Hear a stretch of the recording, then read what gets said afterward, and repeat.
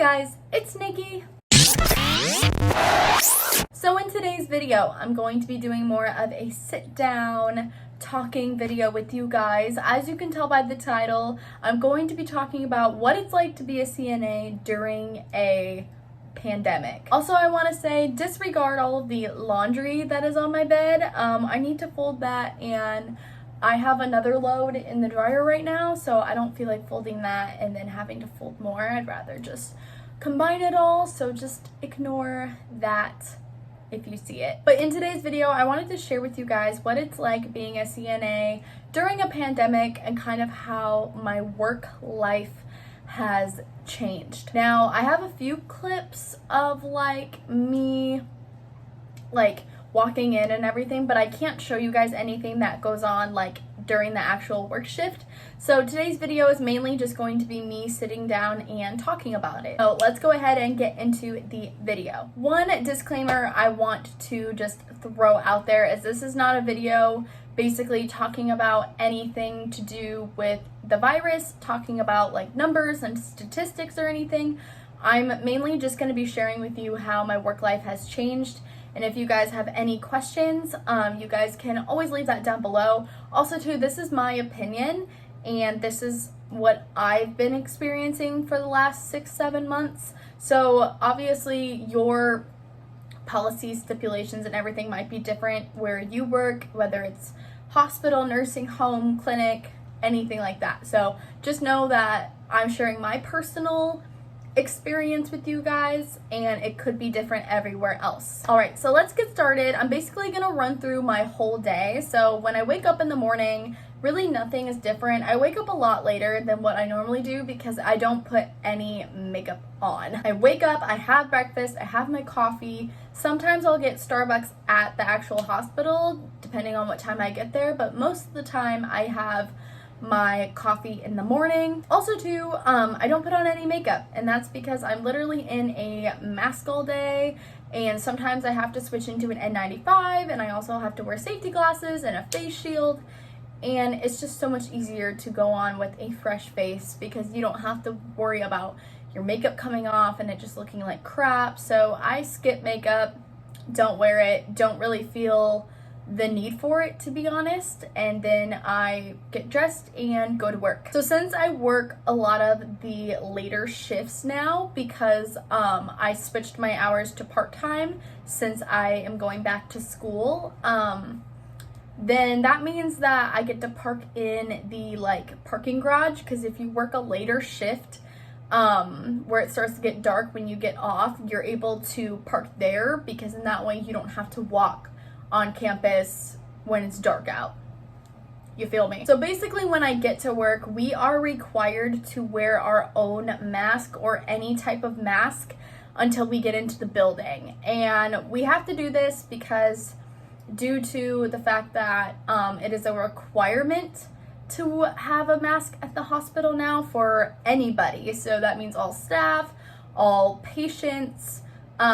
We don't allow visitors, so no visitors. The only thing we're allowing is a patient gets one authorized visitor, and that has to be approved by the doctor. So we have a no visitor policy unless they are authorized by the doctor, and other than that, yeah. So we have to walk in with a mask on. This can be any type of mask. I think they just told us when I filmed this it could be any mask, and now it has to be a solid color, but you can just walk in with a mask. And then when you walk in, you have you go in the staff way, you badge yourself in, and then they have a hand sanitizer and hand stations lined up when you walk in.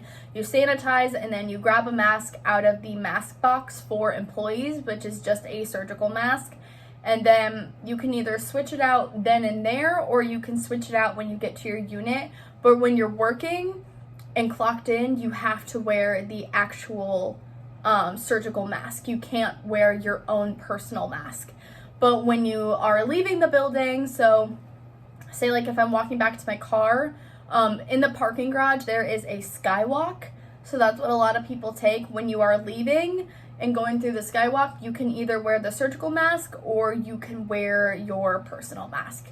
It's just that when you're on your unit clocked in, you have to wear the standard surgical mask. So really nothing's different. I get to my unit, I clock in, I kind of see the staffing for the day, I kind of see how many CNAs we have for the day, how many nurses, kind of what our numbers are, and then you basically clock in for your shift, grab a work phone, ours are called a Volt phone.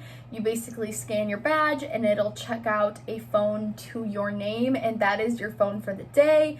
All of our employees have their own personal Volt number in the system, so that way you have your own personal number that people can contact you on. Pretty much that work phone is to communicate with everybody, and that work phone is to communicate with anybody in the hospital. So it makes it very, very simple, and it's very, very easy, and we can also communicate with other nurses and staff at our 2 other locations as well. So that really helps when it comes to different questions or having to get a hold of people or people in different units. So it's very, very helpful. So we have our own work phone. Then I pretty much go on the floor, and pretty much no different. Depending what time I get there, I will log into all the computers and everything and kind of check out the day. Or if I get there later in the day, a lot of times I will kind of see where the numbers are at and kind of see how busy we are, and that'll kind of go determine my first step on the floor. I had a lot of friends and family ask me too, when you is it any different when you get on the floor? Do you have to be temperature checked in order to get on your unit? So we are not temperature checked. I know that a lot of people might be surprised by that, but we are not temperature checked. We are actually supposed to self watch our symptoms and make sure that we are keeping up to date with everything. So I actually do temperature check myself actually every night and every morning. And I know people are going to be like, that's really excessive, but I do that when I have to go to work because I work 2 jobs and I work a seasonal job where we have to be temperature checked, and at my gym we have to be temperature checked as well. So we don't have to but we do have to go through a screening and make sure we're good, and then all of the patients have to go through screenings. Obviously when we get vitals, that is when we check their temperature and make sure everything is okay, and that'll determine if everything's fine, they're good. If they do have a temperature, they'll most likely go into isolation and go into airborne precautions and everything like that. But we do have to wear a mask all hours on shift. The only time we get to take it off is really when we are eating lunch, or if we're sitting at our tech station and we want something to drink, we can pull it down to drink, but then we have to put it back on. So anytime you're out on the floor or anything, you have to be wearing a mask unless you're obviously in the break room eating. That's a little bit different. Another big thing is eye protection. So we do have to wear safety glasses whenever we have patient contacts. So whenever we take a patient back or are grabbing vitals on a patient, doing a glucose check, which is a blood sugar, doing any type of UA dip checks, or anything to do where there's bodily fluids, or which, you should be wearing eye protection for anyways, but any type of patient contact, anytime you're going to be in the room close to the patient, you have to wear your safety glasses. And you could do glasses or goggles, but glasses are easier because they don't fog up as much, and that way you can actually breathe. Now when we have to go into an airborne isolation room, that's a little bit different, because then that's when we have on gown, gloves, N95, face shield, you name it. So that's a little bit of a different story, but we have to wear eye protection now. That got put into place a couple weeks after we were required, I can't talk. That was put into place a couple weeks after we required masks.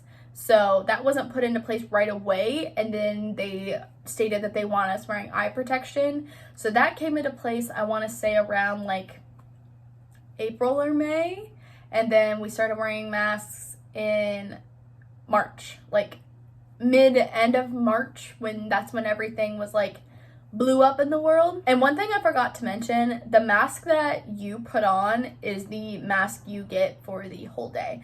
And that is because there has been such a shortage in medical supplies. So masks, gloves, even chemo gowns and isolation gowns. There's been such a shortage because obviously everybody has been needing them.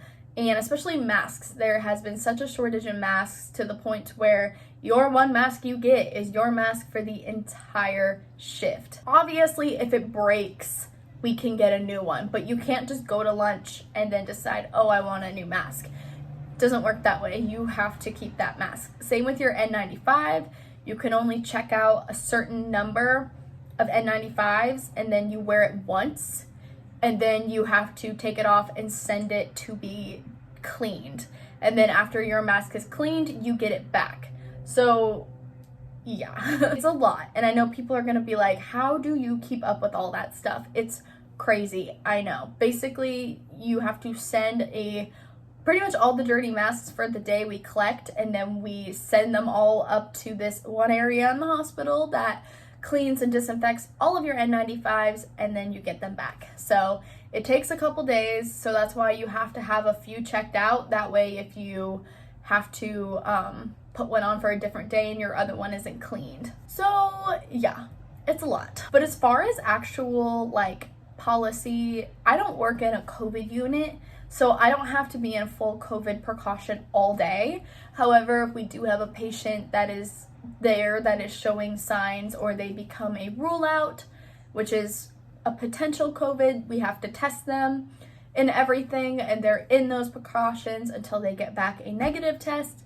Then basically we have to go into full precaution. Whenever we enter that room, we have to be in full airborne isolation gear. But yeah, I mean, there's really, I guess, not a whole lot that's changed. Really, the big things is having to wear a mask all day, safety protection with your eyes, and also too, obviously, the no visitor policy. That has hurt a lot of people. Now, I said this before, I technically work in an outpatient area, so we are the same as the hospital, where we don't allow visitors. However, we allow an authorized visitor, which has to be approved by the physician, and the physician gets to decide if they think that visitor should be authorized for a certain amount of time, or if it's just for a certain appointment. And if it's just for a certain appointment, then that visitor cannot be let in unless it's that day. And the thing is, though, is since we're outpatient, they also have an authorized visitor for inpatient. So that person could be authorized for the outpatient and inpatient appointments, but they have to be authorized for both areas of the hospital in order to be in both. For inpatient, you can have up to one authorized visitor, but they can only come during a certain amount of hours. They have to wear a mask at all times, and they have to go through the screening process, which everybody does when they walk in. This is just to protect all of our staff and patients and everyone. And in the inpatient area, that visitor can only be there, like I said, for a certain amount of time. And if they leave for the day, they cannot come back. So say like they come there at like 9 o'clock, and then they decide they have to go run errands around 12, then their visit is done for the day. They can't come back. It's different if like they want to go pick up food in the hospital. I think there's an exception to that, but they can't leave the building and then come back. So that's kind of how it is. They're not allowed to roam the halls. They can't take their patient or the patient that has the visitor, they can't take them for a walk through the halls.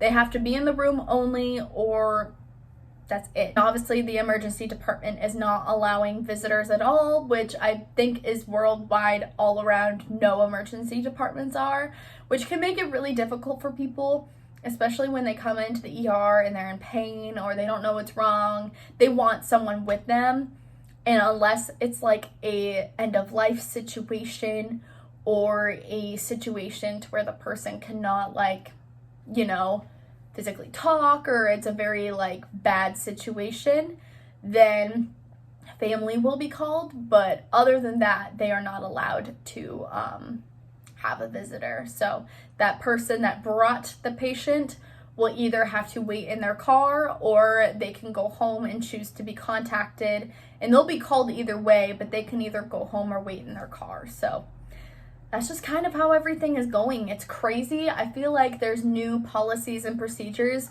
put into place every single day, and I really can't keep up because it changes all the time. It's like a gnat flying by my head. So pretty much at the end of the day, I will go into the break room, gather my things, and then I will clock out for the day, turn in my phone, and then I will go home. Typically when I leave right by the doors to get to like the skywalk to go to the parking garage, I'll just take off my surgical mask, which is just the mask we get, and I'll throw it away. There's a special trash can that they have for you to throw those away in. So I'll throw it in there, I'll put on my regular mask that I brought, and I will happily walk to my car. So that's pretty much how it's going. Right away when I come home, that's when I'll immediately change or take a shower. Sometimes I take 2 showers a day. It's just because you don't really exactly know like what's going on in the world, and the fact that the hospital's been put on such a tight watch. It's just better safe than sorry to wash your scrubs often and wash your clothes. I've definitely had to buy quite a few pairs of more scrubs just to keep up with the fact that I have to wash them more and more and more, because obviously due to COVID, you don't want that sitting on your scrubs, and I prefer to just wash them right away, especially now that we are getting into allergy season and flu season and cough season and everything that is just a horrible mixture to have during a pandemic. So I just rather be safe than sorry and just wash all of my clothes when I get home and just strip from head to toe. But yeah, so that's what it's like working as a CNA in a pandemic. It's a little crazy. Our actual care is not different. It's just that, you know, you don't really get necessarily, I feel like it's a little bit different to get more of a personal interaction with your patients, because they can't see your face, they can't see your smile. It's hard to uplift them when they're sad because they can't see your facial expression. So that's kind of what's difficult. I mean, obviously the no visitors is very hard for them because they don't have family there with them, which I completely understand. That would hurt me too. So yeah, hopefully you guys enjoyed today's video. If you have any questions or anything, leave them down below so I can answer. Like I said, I was kind of just going off of my hospital, but if I missed anything, definitely leave it down below so that way I can talk to you guys about it in the comments. Maybe I'll make a video depending on how many questions I get. I might make a separate video connecting to this, obviously doing a Q&A about this video. So leave those down below, that way I can see if you guys are interested or if you guys have any questions. And yeah, and for all my new subscribers here, hello, how are you? Thank you so much for subscribing. Be sure to hit that bell button so that way you are notified when I upload. I try to upload around once a week or twice a week depending on my schedule, but right now I've been uploading once a week and it's been working really well for me. So yeah, hopefully you guys enjoyed today's video. Don't forget to screw sub if you've also learned I can't talk worth crap and I stutter, so I'm sorry. If you are not subscribed already, be sure to hit that subscribe button down below so that way you guys don't miss a new video. And be sure to follow my socials. They're always linked down in the description box. That way you guys can check me out. And I'm always up to date on my social media except for my Twitter. I get on Twitter, but I don't tweet that much anymore. So you guys can always follow me on Twitter. I'm not that exciting on Twitter, I promise. But Instagram I'm always on and everything, and obviously the tube. If you guys also have any video requests, leave them down below. I am going to be doing like a get ready with me chit chat life update coming up soon. Just because I have quite a few new subscribers, I figured it would be fitting so that way you guys can get to know me more. If you have any questions, we can just chit chat. So yeah, love you guys, and I will see you guys in my next video. Bye.